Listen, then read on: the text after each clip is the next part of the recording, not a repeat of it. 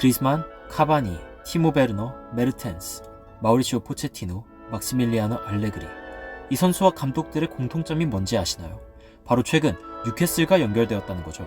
3,950억 달러 규모의 자산을 보유한 것으로 알려진 사우디 공공투자펀드에서 뉴캐슬을 인수하려는 것으로 알려지자 엄청나게 많은 링크가 터져나왔습니다.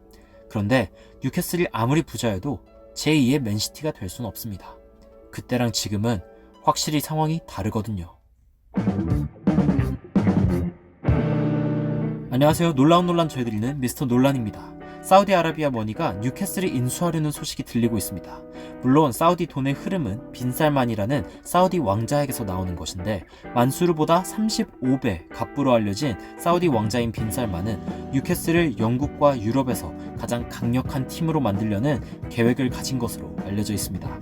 그렇기에 마우리시오 포체티노 감독과 같은 명장과의 링크가 끊이지 않고 있으며 세계 탑급 선수들인 그리즈만, 카바니 등의 스타 선수들과도 링크가 나고 있죠. 정치, 윤리적인 문제로 인해 인수 작업이 늦어지고 있기는 하지만 얕은 자본주의 논리로 결국 뉴캐슬이 사우디 돈에 인수된다고 가정할 때 많은 한국 팬들은 포체티노와 함께 손흥민이 뉴캐슬로 가면 좋지 않겠냐고 하지만 이는 절대로 좋지 않은 생각입니다. 왜냐면 손흥민은 전성기에 있는 선수이며 하루하루가 금쪽 같은 시간입니다. 정말 너무도 중요한 시간들이죠. 하지만 13년여 정체되어 있던 뉴캐슬이 맨시티나 프랑스의 파리 생제르맹처럼 돈 많은 부호의 자금 지원 하에 갑자기 유럽의 강호가 되는 것은 1, 2년 안에 가능하지 않을 것입니다. 여기엔 여러 가지 이유가 있습니다. 첫 번째 이유는 팀 형성에 걸리는 시간입니다. 리빌딩으로 성공한 대표적인 사례에 리버풀을 절대 빼놓을 수 없는데요. 클럽이 부임할 당시 리버풀 첫 주전은 지금의 리버풀과 같은 팀이라고 믿기 힘들 정도로 다른 팀입니다. 그나마 이 스쿼드 중에는 밀러, 랄라나, 오리기 정도 살아남았네요.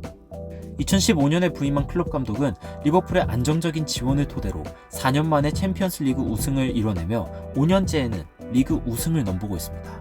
팀이 아무리 안정적인 운영을 한다 해도 5년 걸리는 리그 우승이라면 현재 92년생인 손흥민은 5년 뒤 34살이 됩니다.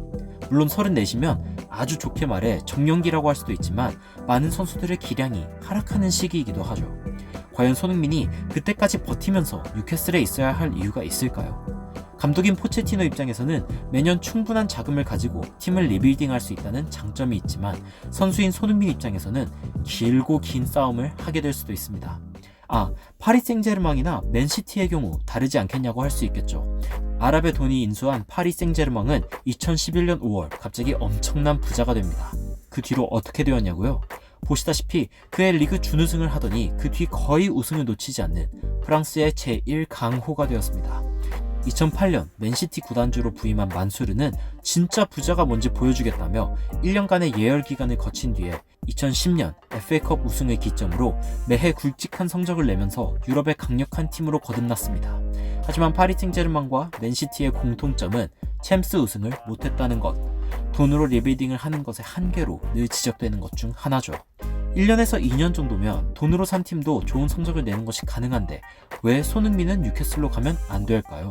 30살 되기 전에 우승을 할 수 있는데 말이죠. 왜냐면 뉴캐슬은 1에서 2년 안에 우승 절대 못하기 때문입니다. 여기서 두 번째 이유가 등장하는데요. 이게 사실 메인 포인트입니다. 바로 UEFA가 도입한 FFP 제도 때문인데요. Financial Fair Play, 재정적 페어플레이죠. 파리 생제르맹, 맨시티, 그리고 이전에 첼시가 그러했듯 돈으로 갑자기 성적을 사는 상황이 생기면서 UEFA는 116페이지짜리 FFP 규정을 만들어내기에 이릅니다. 요약하자면 구단이 미친듯이 적자를 내는 것을 막으며 구단 수익보다 3천만 유로까지만 더 쓸 수 있다는 게 핵심인데요. 뉴캐슬의 만수르보다 35배 갑부인 구단주가 등장한다고 해서 만수르보다 더 많은 돈을 뉴캐슬에 쏟아부을 수 없는 이유이기도 합니다. 물론 매해 최대치까지 투자를 해서 성적을 나아지게 하고 수익도 올라갈 경우 팀에 투자할 수 있는 금액의 크기는 빠른 속도로 성장할 수 있을지도 모릅니다. 하지만 현재 월드클래스의 반열에 오른 손흥민이 이제 막 재건되는 팀을 들어가 FFP로 인해 현재 뛰고 있는 토트넘보다도 별로인 팀 동료들과 버틸 이유가 있을까요? 아무리 포체티노가 감독이 된다 해도 말이죠. 뉴캐슬이 신데렐라로 변하기에는 시간이 너무 오래 걸린다는 현실에 대해 전해드리면서 오늘 영상 마치도록 하겠습니다. 영국의 상황이 하루빨리 나아지고 EPL 재개를 기대하며 기다리는 저는 놀라운 논란 전해드리는 미스터 논란이었습니다. 감사합니다.